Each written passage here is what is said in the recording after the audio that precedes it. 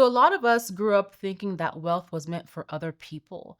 Maybe they got a big inheritance, maybe they make a lot of money at work, maybe they built a business that made them tons of money, or they were in the right place at the right time. It was for them, not for us. And I get it. If you haven't seen it up close, right, it's hard for you to see how building wealth can be possible for you. At least that's what I thought very early on. I come from a family where both of my parents are the first to do many, many things, including the first to go to grade school, the first to go to high school, the first to go to college. And upon getting their advanced degrees, they came out with expectations to support extended family, which still happens today. So while we were okay, we were financially stable for most of my childhood. We were not wealthy. Both of my parents came from backgrounds of poverty. Um, it was hard for me to imagine being wealthy or having a lot of money to spare just because I didn't see that. But one thing I've learned and one thing I want you to understand too that I'm going to share in this video is that building wealth is not about luck. It's not about getting the inheritance or making millions at your job or in your business. It's not about being in the right place at the right time. I mean, those things do matter and they certainly have an effect. However, if you do not have a system or a strategy in place, if you do not have goals, if you do not have clear intentions and vision for your life, then those things, that wealth is not going to be sustainable and it'll slip through your fingers, as we often see with people who make a lot of money and lose a lot of money very quickly. So once you're able to put your system in place and start to execute your system, it starts to make sense and things start to click and you start to realize that, wait a minute, I can actually do this for myself. So today I'm going to break down the 4 key pillars of wealth that help me become a millionaire and how you can apply them to your life.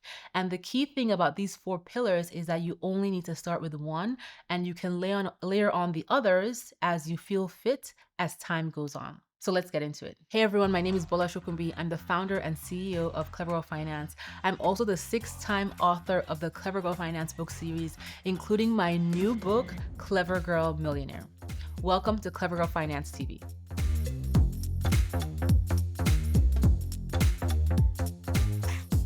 So inside my new book, Clever Girl Millionaire, I introduced what I like to call 4 pillars of prosperity. And I consider them to be core areas that support you building long-term wealth and achieving your goals. And these pillars work together intentionally. And when you leverage them accordingly in a way that suits your life, building wealth becomes something repeatable and not just a one-time coincidence that people will tie to luck. So pillar number 1 is the earned income pillar, also what I would call the engine. And everything starts here. Essentially, this is the money you make from exchanging your time for an income. And this pillar basically funds pretty much every other pillar. You could be making this money from your job or from a business, but you're essentially exchanging your time for money. And this is where I like to tell people, don't sleep on your paycheck, because even if you're only able to put aside small amounts of money, that can be the fuel to you building much bigger things when it comes to your overall financial plan. And I'll talk more about that. So 2 key ways to strengthen your earned income pillar are by number 1, negotiating your salary and your benefits, and number 2, creating additional streams of income, whether that's through side hustles that you add on to your primary source of income or freelance work, etc. By negotiating your salary and your benefits to increase your income, by creating multiple streams of income, and also by diversifying your income, you're giving yourself the opportunity to create more stability for yourself and the opportunity to put more money towards the other 3 pillars that I'm going to go into to help you build wealth over the long term. So pillar number 2 is your investing pillar. And this is what I like to call the growth pillar, because when you invest your money, this is how you grow your money, right? You invest your money to grow it even when you're sleeping. And so in this case, you're not exchanging your time for dollars. Your money is working for you even when you're on vacation, when you're hanging out with your friends. Your money is hard at work for you because it has been invested and it has a specific job to do, whether you're actively exchanging your time for that job or not. And investing is what allows your money to compound over over time.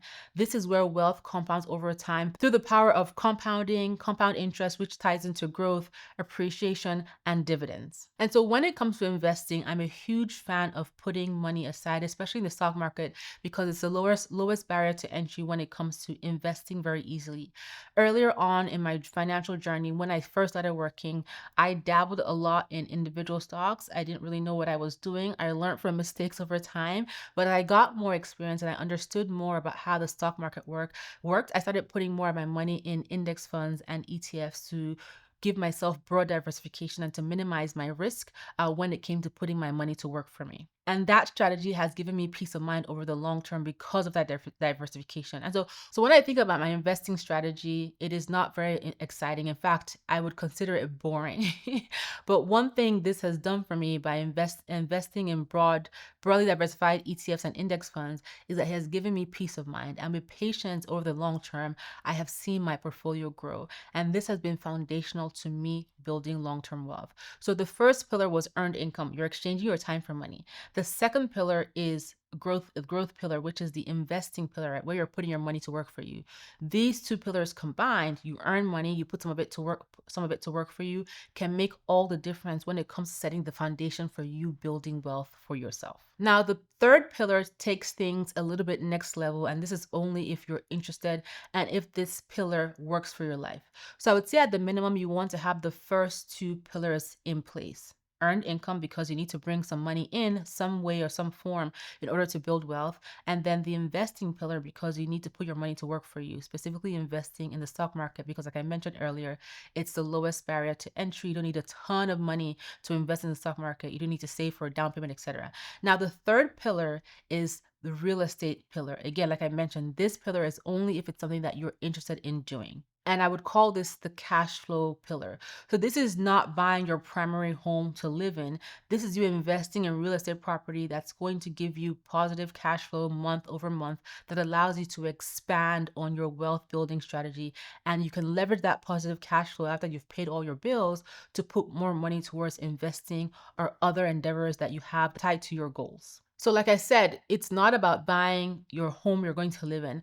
When people hear real estate, they automatically think about buying the home you're going to live in. However, specifically, I'm referring to things like rental property, multifamily units that you can rent out, for example, or renting out a second home, or investing in commercial real estate or farmland and things like that. But essentially, the goal of these real estate investments is so that you can have positive cash flow. The key with real estate investment is positive cash flow. People tend to think it is appreciation, but appreciation, while it is great, is not guaranteed. So if I was to prioritize how I wanted to earn money from my real estate investments, it would be cash flow positivity first and then appreciation. So yes, real estate can earn you money, can help you build wealth through appreciation, but you want to prioritize cash flow positive first. Now, if physical real estate is not for you, I'm going to do a video on my experience with physical real estate. I had a tenant from hell. Listen.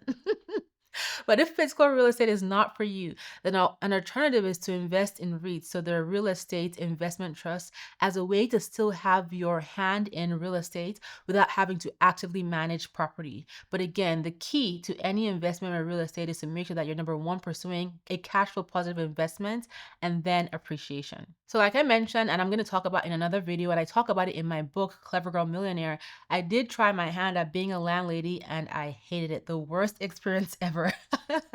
And then I had to take a break away from real estate. So today, my husband and I, we still invest in real estate, but we do it alongside other investors and also we invest in REITs. Now, pillar number 4 is the entrepreneurship pillar. This pillar is all about ownership. So this is the pillar that removes the ceiling. When you own your own business, you are in control and there is really no limit to how much money you can earn. You're not tied to a specific paycheck or a specific salary or a specific raise. You have no limit to your earnings if you can build a successful business. And when I say ownership, entrepreneurship is about owning your time, owning your ideas, owning your business, owning the way you execute things. And you are essentially the boss of your world. So for me, when it came to, or when it comes to entrepreneurship, it started as a photography side hustle, right? I was a photographer for many years before I had my kids, and a little bit after I had my kids, where I did weddings, lifestyle photos, family photos, baby photos, and events. And this was a great way to earn additional income alongside my full-time job. I also had a bridal retail business that kind of tied into my photography business, where I sold it was an online retail business where I sold bridal accessories. And then eventually I transitioned into Clever Girl Finance as a side hustle alongside my photography business. I downsized my photography business and started running Clever Girl Finance full time. And here we are today. And even prior to my photography business, I remember being that girl that had the Avon catalog, that was harassing my mom and my aunties to purchase those Avon products from me. So I get this entrepreneurship streak from my mom, but the whole idea of me wanting to pursue entrepreneurship to begin with, especially back then, was because I wanted to find ways to increase my income, to create a diversified stream of income, like I mentioned earlier with pillar one, earned income. And by doing that, I was able to take that money and put it into other things. Let me add that entrepreneurship, like real estate, is not required. You do not need to pursue this pillar to build wealth successfully unless this is something that you truly want to do for yourself, you're interested in, or you have the opportunity to do. So don't feel like, you have to be an entrepreneur to build wealth. That is not true. You do not have to be an entrepreneur. You don't have to own real estate to build wealth. You can simply build wealth by earned income that you put to work for you through investing. And that is the secret that most people miss. You do not need all four pillars together, and you also do not need to have them all at once. So, to go back over those pillars, number one is earned income, number two is investing, number three is real estate, number four is entrepreneurship. You can have all four, or you can have a combination of them, but you do not need to have all of them at once, like I mentioned, and you don't have to have all of them at all. The first two are the foundational, the earned income and investing. To give you some ideas of how you can leverage these pillars to build wealth, you can stack earned income and investing. Those are the foundational pieces. You can also stack earned income and real estate. You can stack earned income and a side hustle, earned income and investing and a side hustle, or earned income, investing and real estate, or earned income, real estate, and a side hustle. So, foundationally, to begin your wealth building journey, you need to have that earned income pillar and not just be earning money, because most people have jobs, right? But being able to put money aside from that earned income to tie into another pillar like investing, real estate, or starting your own business. The goal is not to do everything like I mentioned. It's about being intentional and having a clear vision of what you know works for your lifestyle, doesn't work for your lifestyle. But essentially, you want to leverage the other three pillars outside of earned income to put your money to work for you. Building wealth is not about doing more. It's not about doing all the things. It's about doing the right things that align for you. It also isn't luck. Of course, luck has a place. Some people get lucky, they get all this money, they get an inheritance, etc. But if they don't know how to manage it, if they don't have a structure or a plan in place, then they are unlikely to keep it. So as you think about setting up your structure, think about what is going to work for you and how can you best put your money to work for you. And don't sleep on your paycheck. Don't sleep on the small amounts. Even if you can only put very small amounts towards saving and investing, or towards starting your side hustle, or towards saving for a down payment on your first investment property, it all adds up. And over time, you will be glad that you did it, because guess what? The time is going to go by anyway. So think about leveraging your earned income to fuel investing, or building assets that create cash flow, or leveraging ownership to expand what is possible in your world. So I want to ask you, when you think about your finances right now, your wealth building journey right now, which pillar is the strongest for you, right? And what pillars do you want to add on or explore or learn more about? Share in the comments. I would love to know. And remember, when it comes to building wealth, you don't have to be perfect. You just need to start building to make it a reality for yourself. So if you haven't already, check out my book, Clever Girl Millionaire. I go into detail on each of these pillars, how I leverage them specifically, how you can combine them, and so much more to help you build your own financial plan to build long-term wealth, because it is possible for you. Thank you for tuning in, and I'll talk to you next time.